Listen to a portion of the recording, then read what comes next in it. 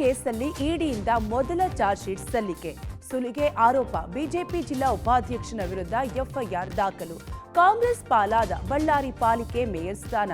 ಬೆಂಗಳೂರಲ್ಲಿ Sankey tunnel ರಸ್ತೆ ವಿರೋಧಿಸಿ ಬಿಜೆಪಿ ಅಭಿಯಾನ.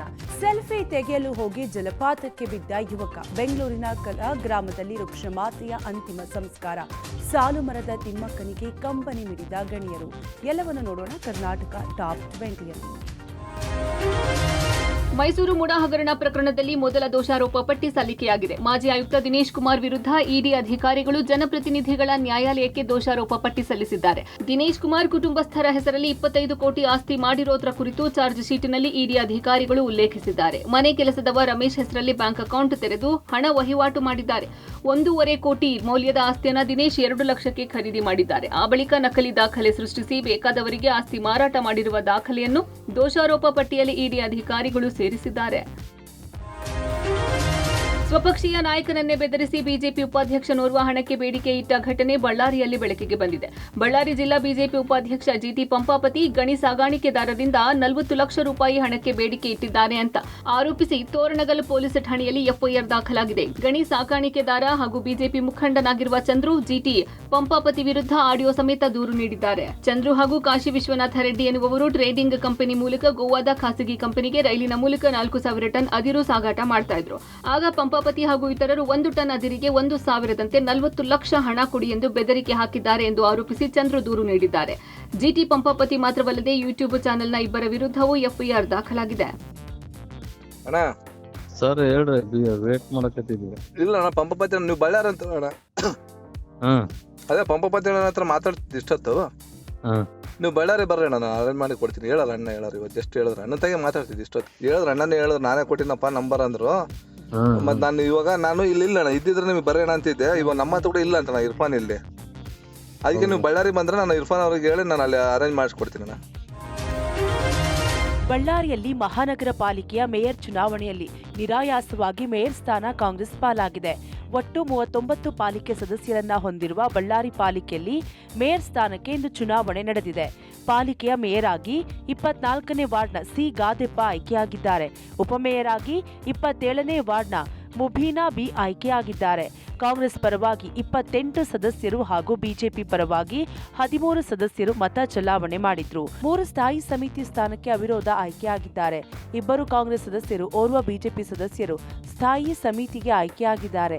ರಾಜ್ಯಸಭಾ ಸದಸ್ಯ ನಾಜೀರ್ ಹುಸೇನ್ ಹಾಗೂ ಶಾಸಕರಾದ ಬಿ ನಾಗೇಂದ್ರ, ಭರತ್ ರೆಡ್ಡಿ ಮನವೊಲಿಕೆ ಬಳಿಕ ಪಕ್ಷೇತರವಾಗಿ ನಾಮಪತ್ರ ಸಲ್ಲಿಸಿದ್ದ ಆಸಿಫ್ ಹಾಗೂ ಪ್ರಭಂಜನ್ ನಾಮಪತ್ರ ವಾಪಸ್ ಪಡೆದರು. ಕಾಂಗ್ರೆಸ್ನ ಪಿ ಗಾದೆಪ್ಪ ಹಾಗೂ ಬಿಜೆಪಿಯಿಂದ ಕೋನಂಕಿ ತಿಲಕ್ ಅಂತಿಮ ಕ್ಷಣದಲ್ಲಿದ್ದರು. ಚುನಾವಣೆಯಲ್ಲಿ ಕಾಂಗ್ರೆಸ್ನ ಪಿ ಗಾದೆಪ್ಪ ಮೇಯರ್ ಆಗಿ ಆಯ್ಕೆಯಾಗಿದ್ದಾರೆ. ಸ್ಯಾಂಕಿಕೆರೆ ಉಳಿಸಿ ಬೆಂಗಳೂರು ರಕ್ಷಿಸಿ ಎಂಬ ಹಕ್ಕೊತ್ತಾಯದೊಂದಿಗೆ ಬಿಜೆಪಿ ಕಾರ್ಯಕರ್ತರು ಬೆಂಗಳೂರಿನ ಸ್ಯಾಂಕಿಕೆರೆ ಬಳಿ ಪ್ರೊಟೆಸ್ಟ್ ನಡೆಸಿದರು. ವಿರೋಧ ಪಕ್ಷದ ನಾಯಕ ಆರ್ ಅಶೋಕ್ ನೇತೃತ್ವದಲ್ಲಿ ಪ್ರೊಟೆಸ್ಟ್ ನಡೆಸಲಾಯಿತು. ಕೇಂದ್ರ ಸಚಿವೆ ಶೋಭಾ ಕರಂದ್ಲಾಜೆ, ಶಾಸಕ ಅಶ್ವಥ್ ನಾರಾಯಣ್, ಕೆ ಗೋಪಾಲಯ್ಯ ಸೇರಿ ಮತ್ತಿತರರು ಉಪಸ್ಥಿತರಿದ್ದರು. ಕರ್ನಾಟಕ ರಾಜ್ಯ ಸರ್ಕಾರದ ಬೆಂಗಳೂರು ಸುರಂಗ ಮಾರ್ಗ ಯೋಜನೆಯ ವಿರುದ್ಧ ಈ ಪ್ರೊಟೆಸ್ಟ್ ಅನ್ನು ಆಯೋಜಿಸಲಾಗಿತ್ತು. ಸುರಂಗ ರಸ್ತೆ ಯೋಜನೆಯು ಐತಿಹಾಸಿಕ ಸ್ಯಾಂಕಿಕೆರೆಗೆ ಹಾನಿ ಮಾಡಬಹುದು ಎಂಬ ಆತಂಕವನ್ನು ಪ್ರತಿಭಟನಾಕಾರರು ವ್ಯಕ್ತಪಡಿಸಿದ್ದಾರೆ. ಬೆಂಗಳೂರು ಟನಲ್ ರಸ್ತೆ ಯೋಜನೆಗೆ ಆತುರ ಬೇಡ, ಸರಿಯಾದ ಡಿಪಿಆರ್ ಮಾಡಿ, ಪರಿಸರ ಪರಿಣಾಮ ವರದಿ ಆಗಿಲ್ಲ, ತರಾತುರಿಯಲ್ಲಿ ಯೋಜನೆ ಮಾಡುವುದು ಬೇಡ, ಹೊಸ ಡಿಪಿಆರ್ ಮಾಡಿ ಪರಿಸರವನ್ನು ಉಳಿಸಿ. ಅಭಿವೃದ್ಧಿಗೆ ನಾವು ವಿರೋಧ ಇಲ್ಲ, ಆದರೆ ಪಾರ್ಕ್ ಸಾರ್ವಜನಿಕ ಸ್ಥಳಗಳಲ್ಲಿ ಉಳಿಸಿ ಅಂತ ಹೇಳಿ ಪ್ರತಿಭಟನಾಕಾರರು ಆಗ್ರಹಿಸಿದ್ರು. ಸರಿಯಾದ ಡಿಪಿಆರ್ ಅನ್ನ ಮಾಡಿ, ಅಷ್ಟು ತರಾತುರಿಯಲ್ಲಿ ಡಿಪಿಆರ್ ಮಾಡುವಂತ ಅವಶ್ಯಕತೆ ಏನಿತ್ತು? ಈ ರೀತಿ ಚೆಲ್ಲಾಟ ಆಡಬೇಡಿ, ಬೇಜವಾಬ್ದಾರಿತನದಿಂದ ಸಾರ್ವಜನಿಕ ಸ್ಥಳಗಳನ್ನು ನಾಶ ಮಾಡಬೇಡಿ, ರಕ್ಷಿಸಿ. ಜಲಪಾತದ ಬಳಿ ಸೆಲ್ಫಿ ಕ್ಲಿಕ್ಕಿಸಿಕೊಳ್ಳುವಾಗ ಜಾರಿ ಬಿದ್ದು ಬಿಇ ವಿದ್ಯಾರ್ಥಿ ಸಾವನ್ನಪ್ಪಿರುವ ಘಟನೆ ಚಿಕ್ಕಮಗಳೂರು ತಾಲೂಕಿನ ಮಲ್ಲೇನಹಳ್ಳಿ ಸಮೀಪದ ಕಾಮೇನಹಳ್ಳಿ ಜಲಪಾತದ ಬಳಿ ನಡೆದಿದೆ. ಬೆಳಗಾವಿ ಮೂಲದ 19 ವರ್ಷದ ವರುಣ್ ದೇಸಾಯಿ ಮೃತ ದುರ್ದೈವಿ. ಚಿಕ್ಕಮಗಳೂರು ನಗರದ ಎಐಟಿ ಇಂಜಿನಿಯರಿಂಗ್ ಕಾಲೇಜಿನಲ್ಲಿ ಮೊದಲ ವರ್ಷದ ಬಿಇ ಓದುತ್ತಿದ್ದ ವರುಣ್ ನಿನ್ನೆ ಸಂಜೆ 5 ಸ್ನೇಹಿತರ ಜೊತೆ 3 ಬೈಕಿನಲ್ಲಿ ಕಾಮೇನಹಳ್ಳಿ ಜಲಪಾತದ ಬಳಿ ತೆರಳಿದ್ರು.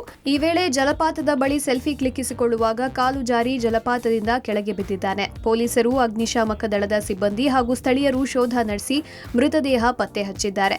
ಚಿಕ್ಕಮಗಳೂರು ಗ್ರಾಮಾಂತರ ಪೊಲೀಸ್ ಠಾಣೆಯಲ್ಲಿ ಪ್ರಕರಣ ದಾಖಲಾಗಿದೆ. ಪೊಲೀಸರು ಹಾಗೂ ಸ್ಥಳೀಯರು ಬೇರೆ ಊರಿನಿಂದ ಓದಲು ಬರುವ ವಿದ್ಯಾರ್ಥಿಗಳು ಪರಿಚಯವಿಲ್ಲದ ಪ್ರದೇಶ, ನೀರು, ಜಲಪಾತ, ಗುಡ್ಡದಂತಹ ಪ್ರದೇಶಗಳ ಬಳಿ ಹೋಗುವಾಗ ಎಚ್ಚರಿಕೆಯಿಂದ ಇರುವಂತೆ ಮನವಿ ಮಾಡಿದ್ದಾರೆ. ರಾಯಚೂರಿನ ಸಿರವಾರ ತಾಲೂಕಿನ ಕವಿತಾಳ ಪೊಲೀಸ್ ಠಾಣೆ ಕರ್ನಾಟಕ ಪೊಲೀಸ್ ಇಲಾಖೆಗೆ ಗೌರವವನ್ನು ಹೆಚ್ಚಿಸಿದೆ. 2025ರ ಸಾಲಿನಲ್ಲಿ ದೇಶದ ಟಾಪ್ 3 ಮಾದರಿ ಠಾಣೆಗಳಲ್ಲಿ ಕವಿತಾಳ ಠಾಣೆ ಸ್ಥಾನವನ್ನು ಪಡೆದಿದೆ. ವಿವಿಧ ಮಾನದಂಡಗಳ ಆಧಾರದ ಮೇಲೆ ದೇಶದ 10 ಠಾಣೆಗಳಿಗೆ ರ್ಯಾಂಕ್ ಅನ್ನು ಕೊಟ್ಟಿರುವ ಕೇಂದ್ರ ಗೃಹ ಇಲಾಖೆ ಕವಿತಾಳ ಠಾಣೆಯನ್ನ ಟಾಪ್ 3 ರಲ್ಲಿ ಆಯ್ಕೆ ಮಾಡಿದೆ. ಜನಸಂಪರ್ಕ, ಪೊಲೀಸ್ ಠಾಣಾ ಕಟ್ಟಡದ ಸುವ್ಯವಸ್ಥೆ, ಸಿಬ್ಬಂದಿಯ ಶಿಸ್ತು ಮತ್ತು ಕಾರ್ಯದಕ್ಷತೆ, ಕಡತಗಳ ವಿಲೇವಾರಿ, ಮೂಲಭೂತ ಸೌಕರ್ಯಗಳು ಸೇರಿ ವಿವಿಧ ಮಾನದಂಡಗಳ ಮೇಲೆ ಆಯ್ಕೆ ಮಾಡಲಾಗಿದೆ. ರ್ಯಾಂಕ್ ಹಿನ್ನೆಲೆಯಲ್ಲಿ ಠಾಣೆಗೆ ಕೇಂದ್ರ ಸರ್ಕಾರದಿಂದ ವಿಶೇಷ ಸೌಲಭ್ಯಗಳು ಕೂಡ ದೊರಕುತ್ತೆ. ನವೆಂಬರ್ 28ರಂದು IIM ರಾಯಪುರನಲ್ಲಿ ನಡೆಯಲಿರುವ ಕಾರ್ಯಕ್ರಮದಲ್ಲಿ ಕೇಂದ್ರ ಗೃಹ ಸಚಿವರಿಂದ ಕವಿತಾಳ ಠಾಣೆಯ PSI ಗುರುಚಂದ್ರ ಯಾದವ್ ಟ್ರೋಫಿಯನ್ನು ಸ್ವೀಕರಿಸಲಿದ್ದಾರೆ. 2021ರ ಸಾಲಿನಲ್ಲಿ ಮಾನ್ವಿ ಪೊಲೀಸ್ ಠಾಣೆ ಟಾಪ್ 5ನೇ ಸ್ಥಾನವನ್ನು ಪಡೆದಿತ್ತು. ಈಗ ಕವಿತಾಳ ಠಾಣೆ ಟಾಪ್ 3ನೇ ಸ್ಥಾನವನ್ನು ಪಡೆದುಕೊಂಡಿದೆ. ರಾಜ್ಯದಲ್ಲಿ ಮಾನವ ಪ್ರಾಣಿಗಳ ಸಂಘರ್ಷ ಮುಂದುವರೆದಿದೆ. ಕೋಲಾರ ಜಿಲ್ಲೆಯ ಮುಳಬಾಗಿಲು ತಾಲೂಕಿನ ದೇವರಾಯ ಸಮುದ್ರ ಬೆಟ್ಟದಲ್ಲಿ 3 ಚಿರತೆಗಳು ಪ್ರತ್ಯಕ್ಷವಾಗಿವೆ. ಗ್ರಾಮಗಳಿಗೆ ನುಗ್ಗಿ ಕುರಿ, ಮೇಕೆ, ಬೀದಿ ನಾಯಿಗಳನ್ನು ಹೊತ್ತೊಯ್ಯುವ ಚಿರತೆಗಳು ಸ್ಥಳೀಯರಲ್ಲಿ ಆತಂಕ ಮೂಡಿಸಿವೆ. ರಾಮನಗರ ಜಿಲ್ಲೆಯಲ್ಲಿ ವನ್ಯಜೀವಿ ಉಪಟಳ ಹೆಚ್ಚಾಗಿದ್ದು, ಲಕ್ಷ್ಮೀ ನರಸಿಂಹಸ್ವಾಮಿ ದೇವಾಲಯದ ಮುಂದೆ ಕರಡಿ ಪ್ರತ್ಯಕ್ಷವಾಗಿದೆ. ರಾಮನಗರ ತಾಲೂಕಿನ ಗೊಲ್ಲರದೊಡ್ಡಿ ಗ್ರಾಮದ ದೇವಸ್ಥಾನದ ಮುಂಭಾಗ ಕರಡಿ ಓಡಾಡುವ ದೃಶ್ಯ ಸಿಸಿ ಕ್ಯಾಮೆರಾದಲ್ಲಿ ಸೆರೆ ಸಿಕ್ಕಿದೆ. ಕೂಡಲೇ ಕರಡಿಯನ್ನ ಸೆರೆ ಹಿಡಿದು ಸ್ಥಳಾಂತರಿಸುವಂತೆ ಗ್ರಾಮಸ್ಥರು ಅರಣ್ಯ ಇಲಾಖೆಗೆ ಮನವಿ ಮಾಡಿದ್ದಾರೆ. ಇನ್ನು ಕಾಫಿ ನಾಡಿನಲ್ಲಿ ಮಂಗಗಳ ಹಾವಳಿ ಮಿತಿ ಮೀರಿದೆ. ಮನೆಯೊಳಗೆ ನುಗ್ಗುವ ಮಂಗಗಳು ಮಹಿಳೆಗೆ ಕಚ್ಚಿ ಕೈ, ಮುಖ ಭಾಗಕ್ಕೆ ಗಾಯ ಮಾಡಿದೆ. ಚಿಕ್ಕಮಗಳೂರು ತಾಲೂಕಿನ ಶಾಂತವೇರಿ ಗ್ರಾಮದಲ್ಲಿ ಘಟನೆ ನಡೆದಿದೆ. ಗಾಯಾಳು ಪೂಜಾಗೆ ಚಿಕ್ಕಮಗಳೂರು ಜಿಲ್ಲಾಸ್ಪತ್ರೆಯಲ್ಲಿ ಚಿಕಿತ್ಸೆಯನ್ನು ನೀಡಲಾಗ್ತಿದೆ. ಮಕ್ಕಳಿಲ್ಲದ ನೋವನ್ನು ಮರೆಯುವ ಸಲುವಾಗಿ ಗಿಡಗಳನ್ನು ನೆಡುವ ಕಾಯಕ ಆರಂಭಿಸಿದ ಸಾಲುಮರದ ತಿಮ್ಮಕ್ಕ ಬಾರದ ಲೋಕಕ್ಕೆ ಮರಳಿದ್ದಾರೆ. ಸಾವಿರಾರು ಗಿಡಗಳನ್ನ ನೆಟ್ಟು ಪೋಷಿಸಿದ ವೃಕ್ಷಮಾತೆ 114 ವರ್ಷ ತುಂಬು ಜೀವನ ನಡೆಸಿ ವಯೋಸಹಜ ಸಮಸ್ಯೆಯಿಂದ ನಿನ್ನೆ ಇಹಲೋಕ ತ್ಯಜಿಸಿದ್ರು. ಇಂದು ಬೆಂಗಳೂರಿನ ಜ್ಞಾನಭಾರತಿ ಬಳಿಯ ಕಲಾಗ್ರಾಮದಲ್ಲಿ ಅಂತಿಮ ಸಂಸ್ಕಾರ ನೆರವೇರಿದೆ. ಜಿಲ್ಲಾಡಳಿತದಿಂದ ತಿಮ್ಮಕ್ಕರಿಗೆ ಸಕಲ ಸರ್ಕಾರಿ ಗೌರವ ಸಲ್ಲಿಸಲಾಯಿತು. ಪುತ್ರ ಉಮೇಶ್ ಹಿಂದೂ ಸಂಪ್ರದಾಯದಂತೆ ಅಂತಿಮ ಸಂಸ್ಕಾರ ನೆರವೇರಿಸುವ ಮೂಲಕ ತಿಮ್ಮಕ್ಕನಿಗೆ ವಿದಾಯ ಹೇಳಿದ್ರು. ನಿನ್ನೆ ತಿಮ್ಮಕ್ಕ ಅವರ ಹುಟ್ಟೂರು ಹಾಸನ ಜಿಲ್ಲೆಯಲ್ಲೂ ಅಂತಿಮ ದರ್ಶನದ ವ್ಯವಸ್ಥೆ ಮಾಡಲಾಗಿತ್ತು. ಬಳಿಕ ಇಂದು ಬೆಳಗ್ಗೆ ಬೆಂಗಳೂರಿನ ರವೀಂದ್ರ ಕಲಾಕ್ಷೇತ್ರದಲ್ಲಿ ಸಾರ್ವಜನಿಕರಿಗೆ ಅಂತಿಮ ದರ್ಶನದ ವ್ಯವಸ್ಥೆ ಮಾಡಲಾಗಿತ್ತು. ಗೃಹ ಸಚಿವ ಪರಮೇಶ್ವರ್, ಸಚಿವರಾದ HC ಮಹದೇವಪ್ಪ, ಈಶ್ವರ್ ಖಂಡ್ರೆ, R ಅಶೋಕ್, ನಟ ಮಾಸ್ಟರ್ ಆನಂದ್ ಸೇರಿದಂತೆ ಹಲವರು ಅಂತಿಮ ದರ್ಶನ ಪಡೆದರು. ನಮ್ಮ ರಾಜ್ಯದ ಹೆಮ್ಮೆಯ ಮಹಾಮಾತೆ ಸಾಲುಮರದ ತಿಮ್ಮಕ್ಕನವರು ನಿಧನ ಹೊಂದಿದ್ದು ನಮ್ಮೆಲ್ಲರಿಗೆ ಅತ್ಯಂತ ಒಂದು ದುಃಖದ ಸಂಗತಿಯಾಗಿದೆ. ಅವರಿಂದ ಲಕ್ಷಾಂತರ ಪರಿಸರ ಪ್ರೇಮಿಗಳು ಪ್ರೇರಣೆಯನ್ನು ಪಡೆದು, ಸ್ಫೂರ್ತಿಯನ್ನು ಪಡೆದು ಇವತ್ತು ಅರಣ್ಯ ಸಂರಕ್ಷಣೆ ಮಾಡಿದಂಥದ್ದು ನಾವೆಲ್ಲ ನೋಡಿದ್ದೇವೆ. ಅಮ್ಮ ಅವರ ಸಾಧನೆ ನಮಗೆಲ್ಲ ಗೊತ್ತೇ ಇದೆ. ಇವತ್ತು ಸಾಲುಮರ ತಿಮ್ಮಕ್ಕ ಅನ್ನೋ ಮರನೇ ಬಿದ್ದಿರ್ಬೋದು, ಆದರೆ ನಮ್ಮೆಲ್ಲರ ಹೃದಯದಲ್ಲ ಅವರೊಂದು ಬೀಜ ಬಿತ್ತು ಹೋಗ್ಬಿಟ್ಟಿದ್ದಾರೆ. ಸೊ ಎಲ್ಲರ ಹೃದಯದಲ್ಲ ಅವ್ರು ಇವತ್ತು ನಮ್ಮ ಶಾಶ್ವತವಾಗಿ ಮರವಾಗಿದ್ದಾರೆ.